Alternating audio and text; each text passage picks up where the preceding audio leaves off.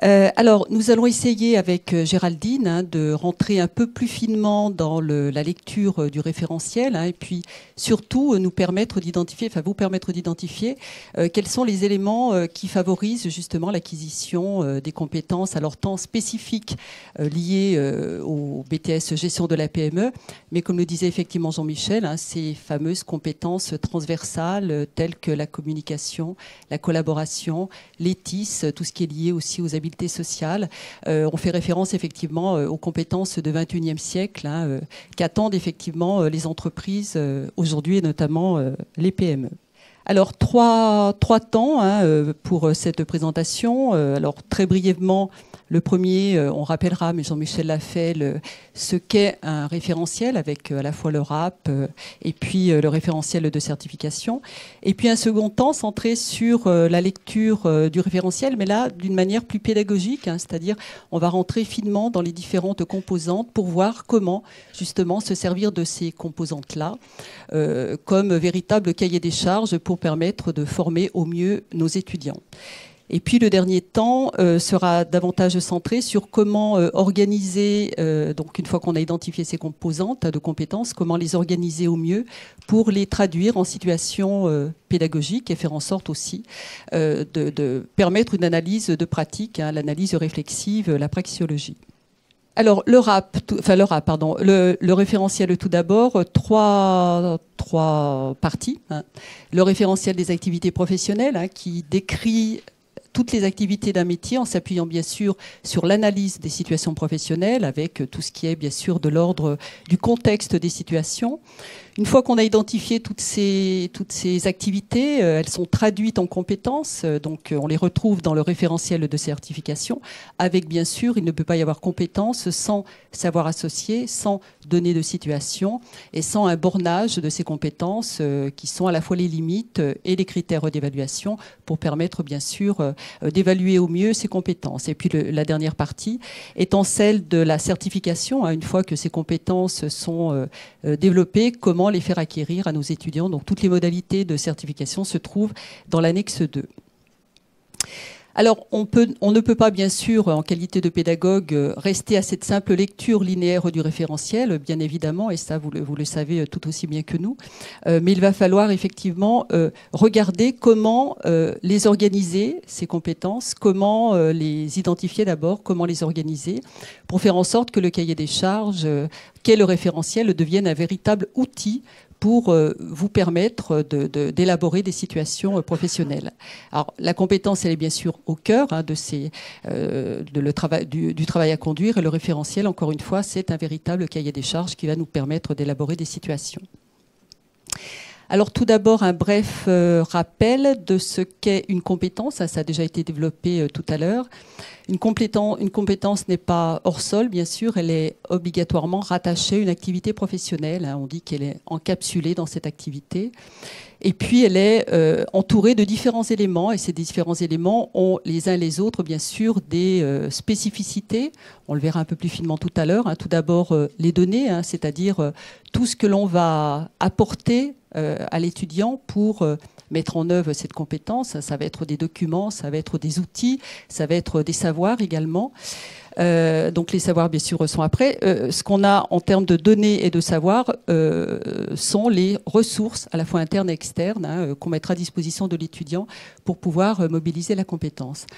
Ensuite, nous avons les limites qui permettent justement de dire jusqu'où on va dans l'activité, mais jusqu'où on va aussi dans la prise d'initiative ou dans l'autonomie, puisqu'on le verra, il y a certaines activités que l'étudiant pourra conduire relativement seul en autonomie, et d'autres, il sera uniquement dans l'accompagnement. Donc là, son degré de responsabilité sera relativement limité. Et puis le dernier, lié aux critères de performance, aux résultats attendus. Donc c'est l'une des composantes les plus importantes à regarder finement, dans la mesure où il permet de borner l'apprentissage, c'est-à-dire jusqu'où je vais pour élaborer mes situations, mais jusqu'où je vais aussi en termes de critères d'évaluation pour pouvoir évaluer ces compétences. Alors, comme dit précédemment, puis ça a été aussi rappelé par Jean-Michel tout à l'heure, les compétences sont, on va dire, plurielles. Alors, il y a certes les compétences qu'on peut qualifier peut-être de spécifiques, alors techniques, alors c'est pas lié bien sûr au domaine industriel, hein, mais techniques dans le sens où elles sont directement attachées à une compétence, à une activité, pardon. Et puis tout ce qui est de l'ordre du transversal, hein, ces fameuses compétences transversales, encore une fois la communication, très importante dans notre référentiel, les habiletés sociales, hein, savoir-faire, capacité à faire, capacité à apprendre également, et tout ce qui est de l'ordre du numérique, du comportemental. Alors on voit bien que ces deux types de compétences sont indissociables, hein, c'est pas l'une ou l'autre, mais c'est bien l'une et l'autre ensemble pour pouvoir développer justement les compétences. Alors, on retrouve justement ces compétences à la fois spécifiques et transversales dans les différentes composantes, hein, à la fois les contextes de la situation, les savoirs associés, donner des situations, critères de performance. On va y rentrer un petit peu plus finement pour voir justement comment bien identifier à la fois la part de ces compétences spécifiques et la part de ces compétences plus transversales. Alors, comment avons-nous choisi au niveau du groupe d'organiser justement le référentiel? Là, vous le voyez sous forme de tableau, alors bien sûr d'une manière très synthétique. On voit bien que la compétence, elle est au cœur. Hein, on fait référence à la diapo tout à l'heure. Elle est au cœur avec l'intégralité des composantes. Hein, donc, tout d'abord, les tâches. Alors, on voit les tâches, hein, c'est ce qui va caractériser l'activité. Elles vont être développées. Et puis, vous le verrez, dans le référentiel, systématiquement, nous avons des tâches de communication et des tâches centrées sur le numérique. Parce que ces tâches-là sont très importantes et transversales et elles balayent toutes les activités. Nous avons ensuite le contexte de la situation. Donc là, on le verra aussi, il y a à la fois une compréhension à faire sur l'activité en elle-même, enfin le contexte de l'activité, mais aussi le contexte relationnel, donc communicationnel quelque part, et puis le contexte lié au numérique. Les données de la situation, c'est-à-dire c'est tout ce que l'on donne pour permettre de développer la compétence, tout ce qu'on met à disposition de l'étudiant encore une fois. Le domaine des savoirs associés, corpus de connaissances dont bien sûr on a besoin, hein, c'est un petit peu l'étayage pour permettre de développer la compétence. Le périmètre de responsabilité, encore une fois jusqu'où on va, je fais très vite. Et puis les critères de performance systématiquement développés sous l'angle organisationnel et méthodologique, mais également sous l'angle de la communication, donc critères de communication. Alors tout d'abord, le contexte. Alors le contexte décrit les éléments dans lesquels l'activité est mise en œuvre. Alors, c'est ce que je vous disais tout à l'heure. On a plusieurs paramètres à regarder dans ce contexte. Tout d'abord, l'activité en elle-même de la PME. Quel type d'activité, tertiaire, industrielle, quels sont ses statuts, quel est son environnement, quels sont ses fournisseurs, etc. Quelle est sa stratégie également. Mais aussi toutes les composantes de son réseau relationnel qui va permettre d'identifier avec quel type justement de partenaires il va falloir composer. Quel type de clients, quel type de fournisseurs. Et là, on voit bien sûr poindre aussi du doigt toutes ces fameuses compétences à la fois de communication, mais aussi comportementales, qui vont permettre de travailler au sein de la PME. L'autre élément qui, bien sûr, est tout aussi important, c'est l'environnement numérique de la PME, là, qui nous donne des indications sur quels sont les outils à mobiliser pour pouvoir développer l'activité. Donc, on le voit bien, la diapo suivante, on le voit bien dans le référentiel. Hein, à chaque fois, on vous fera des petites slides comme ça qui vous permettent de bien identifier ces différents éléments. On a bien sur une activité recherche de clientèle et de contact dans le domaine 1, l'activité de la PME, des informations précises sur la stratégie, donc c'est tout ce qu'il faudra apporter pour élaborer les scénarios, pour développer les compétences chez nos étudiants, des indications sur le réseau relationnel, relations avec la direction, les salariés, les commerciaux, les clients, les fournisseurs, et puis pour conduire cette activité, il faudra bien sûr avoir un accès Internet, un équipement numérique, un PGI, sans cela, on ne peut pas développer l'activité. Alors c'est vrai qu'on voit bien au travers ne serait-ce que de ces éléments de contexte, toute la complexité dans laquelle évoluent les titulaires du diplôme gestion de la PME, hein, puisqu'il doit être à la fois polyvalent, réactif être constamment en alerte, c'est-à-dire conduire des activités de veille. Donc là, tout l'environnement numérique, bien sûr, est convoqué. Et il doit développer à la fois les compétences spécifiques de gestion, relations clients-fournisseurs, de GRH, mais aussi des compétences transversales. Et c'est bien le pari, effectivement, qui est fait dans ce nouveau BTS, gestion de la PME, que de faire acquérir ces compétences spécifiques, mais transversales. Le deuxième élément, c'est de donner des situations qui apportent des précisions sur les éléments qu'il faudra mettre à disposition des étudiants pour développer la compétence. Alors, ils peuvent être de plusieurs natures. Ce peut être des documents, des budgets, des tableaux, par exemple, des devis, des factures, etc. Soit des informations, là aussi, des informations sur les clients, les fournisseurs, les réseaux sociaux, puisque les réseaux sociaux sont, bien sûr, pour contacter des clients, l'étudiant devra, ou le titulaire du diplôme, aujourd'hui, devra faire appel aux réseaux sociaux. Et puis, ce peut être aussi des procédures, par exemple, sur la gestion des risques. Chaque PME a une procédure de mise en place pour gérer au mieux les risques. Donc là, il faudra mettre à disposition, bien sûr, ces procédures pour permettre de développer l'activité. Là encore, si on regarde un peu finement ce qui est proposé dans le référentiel, on voit bien ce qui est de l'ordre des documents, en rouge, budget, mise à disposition des outils de prospection, des informations nécessaires à la recherche des clients, ce qui est de l'ordre de l'information, information sur le site web, si forcément aussi on travaille avec les réseaux sociaux, par exemple, et tout ce qui est de l'ordre des procédures, les procédures de réponse aux appels d'offres, par exemple, spécifiques encore une fois à la PME.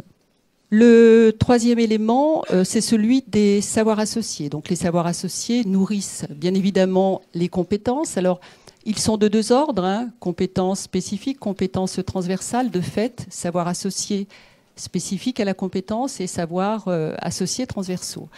Alors sur les savoirs spécifiques à la compétence, si on prend un exemple, mais je ne rentrerai pas dans les détails, mais simplement montrer que sur un savoir spécifique comme celui du recrutement, bien sûr, l'étudiant devra avoir des notions sur la gestion prévisionnelle des emplois et des compétences, par exemple, sur les procédures de recrutement aussi de l'entreprise, mais il devra aussi avoir des notions sur le cadre juridique de l'embauche. Alors ces notions-là pourront être abordées, mais là, ça sera l'objet d'interventions de collègues tout à l'heure, pourront être abordées en lien avec le programme de culture économique, juridique et managériale, voire dans les heures dédiées à la culture économique, juridique et managériale appliquée. Donc là, il faudra faire un choix. Comment travailler toute cette dimension juridique sur cette activité, mais après, ça sera managérial ou économique sur d'autres, soit au travers du programme, soit lors des enseignements professionnels, soit lors des heures dédiées culture économique managériale appliquée. Et puis, donc, à côté, nous avons bien sûr les savoirs transversaux. Vous le verrez lors du slide, ils sont très bien identifiés. On a les savoirs spécifiques, les savoirs numériques et les savoirs liés à la communication.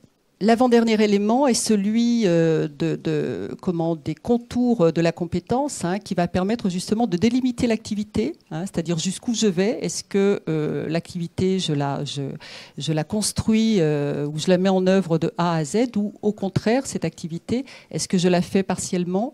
Qui plus est, nous donne aussi des indications sur son périmètre, c'est-à-dire est-ce que je la conduis seule, en autonomie, j'ai la capacité, la compétence pour, ou alors, sur telle activité, il faudra bien sûr être en situation d'accompagnement uniquement du dirigeant. Là aussi, on le voit très bien, on borne avec ses limites les contours de l'activité. La prospection physique est exclue dans ce cas-là, recherche de clients par prospection pour répondre à un appel d'offres. La prospection physique est exclue, la prospection téléphonique est à la marge, donc là on borne vraiment l'activité. Et on voit également quelle est la prise d'autonomie envers le positionnement du titulaire du diplôme et celui de l'accompagnement du dirigeant. Donc là on n'est pas bien sûr en autonomie pour réaliser cette activité. Alors, le dernier élément, la dernière composante justement qui va nous permettre à la fois d'élaborer des scénarios mais aussi d'évaluer si les compétences développées sont bien acquises par nos étudiants. Donc c'est l'un des éléments les plus importants, celui des critères de performance puisqu'il borne à la fois l'apprentissage mais il borne également l'évaluation. Là c'est vraiment jusqu'où je vais. Alors, ces critères de performance sont de deux ordres, vous le verrez tout à l'heure. Ils sont à la fois organisationnels et méthodologiques. hein, ça peut être une analyse, exploitation d'outils, une production. Et au niveau de ces critères opérationnels et méthodologiques, là aussi, ils sont de deux ordres, à la fois spécifiques et transversaux. Alors, spécifique, ça va être par exemple conduire une veille. Donc, conduire une veille dans l'activité gestion des risques, on voit bien que c'est spécifique et une activité. Par contre, dès lors qu'il faudra mobiliser le PGI, on sera bien sur un critère transversal. Le deuxième critère est celui de la communication. La communication dans son ensemble, et Amaya en parlera très bien, Amaya Géronimi, cet après-midi. C'est bien ça, c'est cet après-midi, hein, je crois, Amaya. La communication globale, écrite, orale, et digital. Alors là aussi, nous avons des critères à la fois spécifiques. Hein, ça va être par exemple lorsqu'il va falloir, dans une activité de mise en place d'un projet, animer cette réunion, enfin faire une animation ou une collaboration. Donc là, nous sommes bien dans une activité avec des composantes spécifiques. Et puis, ça va être aussi des critères transversaux sur la communication écrite ou orale, un écrit professionnel, par exemple. Alors là aussi, vous le verrez dans le référentiel, on le voit très finement. On a bien les critères en termes opérationnels et méthodologiques et les critères en termes de communication. Alors, le vert, hein, le rouge. Et puis à l'intérieur de ces critères opérationnels et méthodologiques et de communication, on a tout ce qui est lié, c'est ce qui est en italique, à la compétence donc spécifique, à laquelle justement les critères qui sont rattachés aux compétences spécifiques, et tout ce qui n'est pas en italique, c'est lié aux compétences transversales, donc qui irriguent toutes les compétences. Pardon. Alors là, c'est vrai que ça doit faire un petit peu flou vu de loin.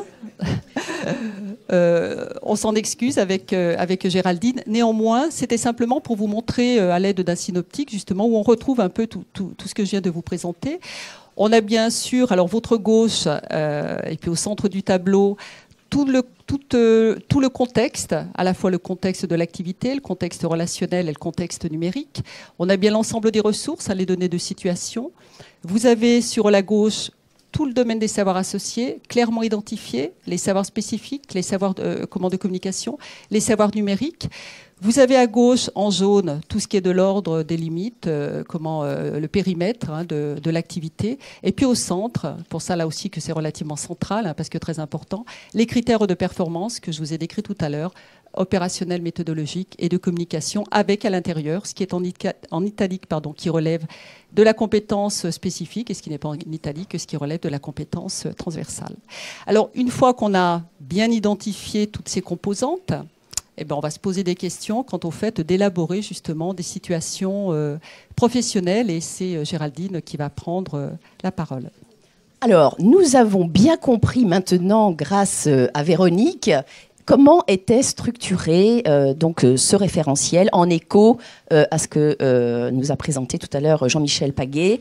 Donc, on a bien une logique de plusieurs référentiels, donc un référentiel d'activité professionnelle qui décrit véritablement les activités que l'on peut confier aux futurs titulaires du diplôme.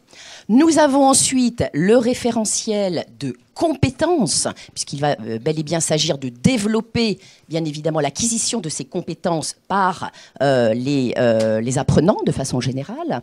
Et nous avons donc le référentiel de certification, qui va correspondre aux différents blocs de compétences, etc. Bon. Et nous avons vu à l'instant, de quelle manière nous pouvons nous emparer concrètement de ce référentiel de compétences, plus particulièrement, pour mieux comprendre, en effet, de quelle manière nous allons pouvoir développer des activités d'apprentissage au sein de nos classes. Alors, question que l'on peut se poser, effectivement, comment procéder une fois que nous avons tous ces éléments en main pour construire des activités d'apprentissage qui seront pertinentes eu égard aux objectifs visés. La première chose qui est absolument impérative, c'est d'élaborer, et ça va être vraiment un socle, un des piliers, si vous voulez, de notre discours au sein de cette journée de formation nationale. Donc, c'est l'élaboration de situations professionnelles. Élaboration de situations professionnelles, évidemment, nous sommes dans le cadre d'une formation professionnelle. assistant donc BTS, assistant de gestion PME-PMI qui se transforme en BTS, donc gestion de la PME, donc exit dorénavant, voilà l'ancien intitulé. Donc, en quoi va consister l'élaboration de ces situations professionnelles? Puisque ça va être le quotidien des équipes pédagogiques. Alors, premièrement, il va s'agir de concevoir ces situations professionnelles, et on verra tout à l'heure de quelle manière, puisque qui dit situation professionnelle dit ancrage sur, évidemment, la réalité des PME, et on verra comment on peut s'ancrer justement dans ces réalités. Donc, conception et validation de ces situations professionnelles au sein de l'équipe pédagogique, puisque, évidemment, il va s'agir, dans un diplôme dédié à la polyvalence, de travailler, bien sûr, de façon collaborative au sein des équipes pédagogiques. Donc, conception, validation en équipe pédagogique de ce qu'on va appeler, effectivement, des scénarios pédagogiques que l'on va concevoir, donc un scénario avec un certain nombre, évidemment, d'étapes, et les étapes correspondant à des missions, à des activités que l'on va mettre en œuvre pour développer et acquérir les compétences. Voilà. Donc, une fois ces situations professionnelles conçues et validées, bien évidemment, il va s'agir de baliser une progression. Baliser une progression, alors bien évidemment, on pense à la progression pédagogique annuelle qu'il est nécessaire et que vous mettez en œuvre déjà au quotidien, sur l'ensemble du cycle de formation, mais aussi baliser une progression eu égard, eh bien, on l'a rappelé tout à l'heure, au profil de chaque apprenant. On le sait, les étudiants ou les apprentis ou stagiaires qui démarrent leur formation en BTS gestion de la PME, eh bien, ont un parcours scolaire ou professionnel antérieur qu'il va s'agir évidemment d'intégrer dans notre stratégie de mise en œuvre eh bien, de ces situations professionnelles. Donc, on pourra baliser les progressions, dans le sens aussi individualiser les progressions, conformément, en effet, au profil des apprenants de façon générale. Il va s'agir également de créer, au sein de l'équipe pédagogique, un outillage pédagogique d'évaluation, puisque, évidemment, on conçoit les situations professionnelles, le but étant de faire acquérir des compétences en vue du développement de la professionnalité des apprenants.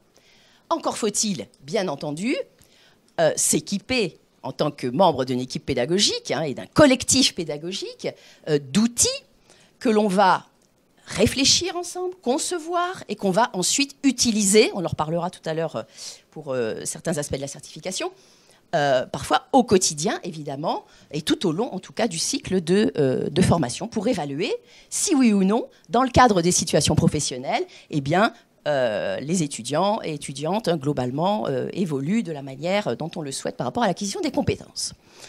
Et, autre élément absolument fondamental, dans le cadre de ces situations professionnelles, eh bien, il va s'agir de favoriser une démarche d'explicitation. Alors l'explicitation, on va en reparler dans un instant et également tout au long de cette journée, puisque vous l'aurez compris, Jean-Michel Paguet a insisté là-dessus dès l'introduction. En effet, il nous semble que la notion de réflexivité de l'étudiant, de l'apprenti, du stagiaire est absolument fondamentale pour permettre la construction des compétences professionnelles visées au référentiel. Élaborer des situations professionnelles, on l'a dit tout à l'heure, il va s'agir de scénariser. C'est merveilleux le métier d'enseignant. On scénarise en collectif, n'est-ce pas? On crée des scénarios pédagogiques. Alors, quelques éléments sur ces scénarios pédagogiques. Premièrement, dans le scénario pédagogique, il est impératif que l'apprenant, au sens large du terme, soit en situation de mobiliser des ressources, évidemment.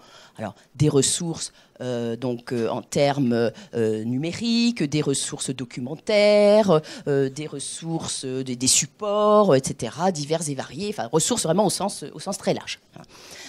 C'est-à-dire qu'on va essayer de le rapprocher finalement des situations professionnelles réelles qu'il pourrait rencontrer et qu'il pourra rencontrer à la fois en stage et lorsqu'il sera donc titulaire du diplôme et donc travaillera en situation professionnelle. Bon. Donc, on va mobiliser des ressources en quantité multiple. Deuxièmement, situation professionnelle, le scénario pédagogique aura une durée limitée. Évidemment, la notion de durée fait partie des contraintes que l'on va insérer donc, dans le scénario pédagogique. Et là aussi, l'objectif, c'est de se rapprocher au plus près du réel de la PME, hein, au sens large. Évidemment, on sait qu'on a des échéances, on a des dates butoirs, on n'a pas tout le temps, évidemment, nécessaire pour réaliser telle ou telle activité. Donc la notion de durée est absolument impérative également. Hein. Alors, les scénarios pédagogiques que l'on va concevoir donneront lieu systématiquement à des productions évidemment concrètes. C'est ce qui va nous permettre aussi d'évaluer l'évolution dans l'acquisition des compétences professionnelles. Donc, production d'écrits, production d'oraux, tableau de bord, et que sais-je, etc. Bon, là, je vous renvoie évidemment aux différents éléments du référentiel de certification à proprement parler.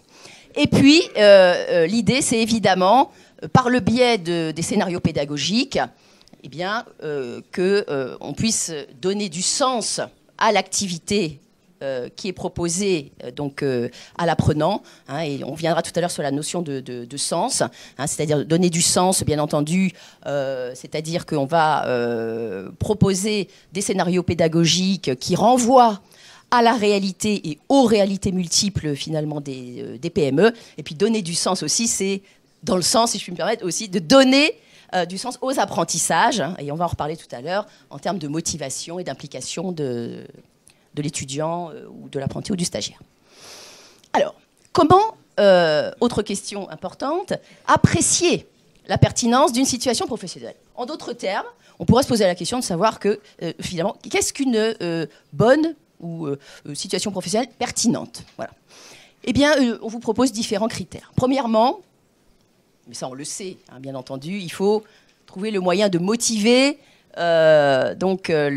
l'étudiant ou l'étudiante qui va construire donc, sa professionnalité au travers des situations professionnelles. Hein. Donc la motivation qui va déclencher l'action. Et là, bon, je vous renvoie aux travaux en sciences de l'éducation, etc. Bon, vous connaissez cela. On va considérer qu'une situation professionnelle est pertinente dans la mesure où il va permettre aux jeunes ou moins jeunes en formation de mettre en œuvre différentes démarches. Et en aucun cas, il ne serait pertinent, dans la situation professionnelle, de lui suggérer plus ou moins la démarche à mettre en œuvre. Justement, l'intérêt, c'est que l'apprenant réfléchisse aux différentes démarches envisageables, choisisse, en motivant évidemment ses choix, telle ou telle démarche. Donc, effectivement, plusieurs démarches. La situation professionnelle, également, pour être une, entre guillemets, bonne situation professionnelle, ou recevable en tout cas, par rapport à nos cas, eh bien, va devoir mobiliser plusieurs types de savoirs. Donc, multiplicité de démarches potentielles, multiplicité de savoirs, référant évidemment aux domaines d'activité, différents, mais aussi aux compétences transversales dont on a parlé tout à l'heure. Voilà, les savoirs en termes de communication, les savoirs en termes d'habileté sociale, les savoirs en termes de recours au numérique, etc. etc. Voilà. Autre critère, c'est que la situation professionnelle doit permettre à l'apprenant de collaborer, d'être en situation de collaborer avec ses pairs. Et on sait que non seulement la notion de collaboration est absolument fondamentale pour le futur professionnel, le futur titulaire du diplôme, gestion de la PME, qui sera amené à travailler bien sûr avec le dirigeant ou la dirigeante de la PME, mais aussi avec les collègues, etc., fournisseurs, clients et autres partenaires internes et externes. Bon. Mais aussi parce que, d'un point de vue pédagogique, on sait bien que le fait de travailler à plusieurs, avec ses pairs, permet de faciliter l'acquisition de la compétence. Pourquoi ? Parce que cette organisation va permettre non seulement, bien sûr, d'être en situation professionnelle, mais aussi de faciliter l'analyse réflexive. Autre critère qui nous semble important pour assurer de la pertinence d'une situation professionnelle, c'est évidemment la justification et l'explicitation de ses choix. Donc ça, c'est absolument fondamental. On l'a dit tout à l'heure, les étudiants, apprentis, stagiaires, vont être amenés, pour construire leur professionnalité, à justifier, argumenter. Pourquoi, par exemple, ils ont choisi telle ou telle démarche ? Dans quelle mesure il s'est avéré opportun de mobiliser tel savoir, de mettre en œuvre tel outil, telle ressource, etc. Donc là, on est vraiment dans la construction intrinsèque de la professionnalité, via donc la réflexivité et l'explicitation. Dernier point, c'est effectivement, là aussi, la notion qui est absolument au cœur de ce BTS, gestion de la PME, c'est la polyvalence. C'est-à-dire qu'on va considérer, là aussi, que la situation professionnelle que l'équipe pédagogique va construire, développer, proposer à l'apprenant, va lui permettre, non pas, comme ça a été dit tout à l'heure, de juxtaposer des domaines d'activité, des compétences, etc., avec une approche en silo qui est largement dépassée, on l'a dit tout à l'heure, mais d'accéder à la notion de polyvalence, effectivement, qui est tout à fait au cœur, comme on l'a dit tout à l'heure, de ce BTS, et qui va permettre de donner du sens eh bien, à l'existence parallèle, si j'ose dire, au sein du référentiel, parce qu'il faut bien structurer aussi, évidemment, les informations. Hein, voilà. Donc, donner du sens à tous ces domaines de compétences, à ces blocs de compétences qui sont, sur le papier, séparés. Mais dans la réalité des situations professionnelles que l'on va proposer aux jeunes, et dans la réalité du métier, on sait bien que voilà, ces compétences vont être mobilisées de façon globale, hein, et cela va entraîner de la part du titulaire du diplôme la nécessité d'avoir, on l'a dit tout à l'heure également, une compréhension globale de la PME, mais aussi de son environnement. Voilà. Et donc ça va permettre effectivement également de développer la notion d'initiative. Alors, la construction de la compétence, on l'a dit, nécessite d'expliciter ce que l'on fait. C'est un des moteurs, en effet, de la construction de la compétence. En tout cas, ça va faciliter la construction de cette compétence. Pourquoi ?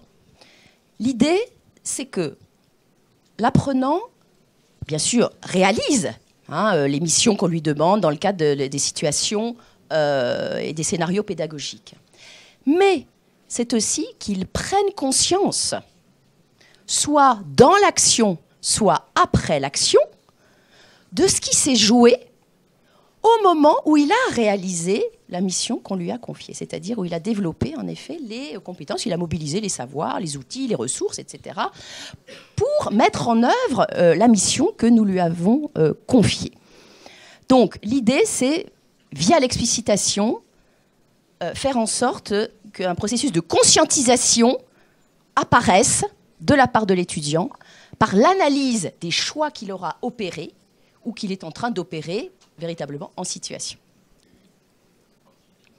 On a parlé tout à l'heure de praxéologie, donc on va peut-être passer rapidement. Hein, donc la praxéologie qui va permettre justement de développer cette démarche d'explicitation. Hein, et je viens d'en parler. L'idée ici va consister à faire réfléchir l'étudiant ou l'étudiante au moment de l'action, vous voyez, réflexion dans l'action, ce qui va lui permettre d'autoréguler son activité donc en temps réel, si j'ose dire, mais aussi, hein, notamment dans le cadre des ateliers de professionnalisation, on y reviendra tout à l'heure, une réflexion sur l'action, c'est-à-dire une fois que l'action est terminée, notamment en référence aux périodes de stage, hein, en retour de stage par exemple, on va amener l'étudiant ou l'étudiante à se poser un certain nombre de questions effectivement sur l'action qui a été réalisée, pour en extraire, si j'ose dire, la substantifique moelle, de telle sorte que, en effet, la compétence puisse donc se construire via la conscientisation effectivement des différents éléments qui ont été mobilisés, avec comme objectif de transférer cette substantifique moelle, si j'ose dire, à d'autres situations professionnelles. Et c'est à partir de ce moment-là que l'on pourra dire que la compétence est construite. Alors, très vite, quelques questions que l'on peut être amené à poser à la personne en cours de formation. On va l'amener justement à expliciter, à verbaliser sur les méthodes, les outils, etc., à repérer les savoirs mobilisés, à questionner les ressources. On voit donc le rôle à la fois de l'étudiant et le professeur qui va organiser et mener à bien cette explicitation. Alors là, on voit une situation d'explicitation orale, mais l'explicitation pourra également être réalisée par écrit. Alors ça, il faudra doser aussi en fonction du profil de l'étudiant. Voilà. Alors quelques exemples de questions, des questions que l'on peut poser justement pour mettre en œuvre ces ateliers de praxéologie. Donc des questions autour du contexte. Quand, où, quand, comment, etc. Avec qui, voilà. Question autour du procédural. Comment l'action s'est déroulée, quelle démarche a été employée, dans quel ordre les actions ont été menées, etc., etc. Questionnement sur les buts et questionnement sur les savoirs. Bien écoutez, on boucle quelque part cette première présentation qui devait vous permettre de beaucoup mieux analyser toutes les composantes, on va dire, du référentiel, pour après les transformer en situation d'apprentissage. Et puis, vous rappelez toute la nécessité, comme l'a très bien fait effectivement Géraldine, que de travailler sur l'explicitation, de mettre en œuvre la praxéologie, parce que là derrière, bien sûr, les enjeux sont très importants. Il y a bien sûr un regard sur l'action, sur ce qui a été fait et comment je peux être plus efficace, davantage professionnel, mais aussi en entreprise, déguiser un peu la curiosité, enfin permettre d'aiguiser plus tard la curiosité de nos étudiants dès lors qu'ils analyseront systématiquement ce qu'ils ont fait. Donc là, on rentre aussi dans une démarche à la fois de professionnalisation et de développement des compétences tout au long de la vie, à la fois, bien sûr, dans une démarche personnelle et professionnelle. Voilà, écoutez, si vous avez quelques questions ou pas, à ce moment-là, on passe à d'autres... à d'autres interventions. Je souhaiterais juste savoir à quel moment on doit mettre en place cette construction de scénario. Est-ce que c'est systématique sur n'importe quel moment de l'apprentissage? Est-ce que c'est plutôt dédié, par exemple, aux ateliers, aux groupes? Voilà. L'élaboration des scénarios, bien sûr, se construisent en équipe, puisque, vous l'avez bien compris, là aussi, dans toutes les constructions maintenant de référentiels, on se doit de travailler en équipe, c'est-à-dire, dès lors en plus que la polyvalence est mise au cœur du métier, on doit prendre des morceaux de compétences pour élaborer ces scénarios. Alors, ces scénarios sont davantage mis en œuvre, bien sûr, dans les ateliers de professionnalisation, c'est le but. Et puis les cours, enfin les heures en classe entières permettent d'approfondir des notions, permettent de revenir ou de démarrer sur des concepts peut-être un peu complexes qu'il faudra justement développer pour pouvoir justement mettre en œuvre la compétence au travers des scénarios mis en œuvre dans les ateliers professionnels. Alors rien n'empêche bien sûr aussi, dans le cadre de TD, de mettre en œuvre ces scénarios aussi. Mais c'est vrai que le but premier, c'est les ateliers de professionnalisation. Oui, car il y a de la co-animation, bien sûr.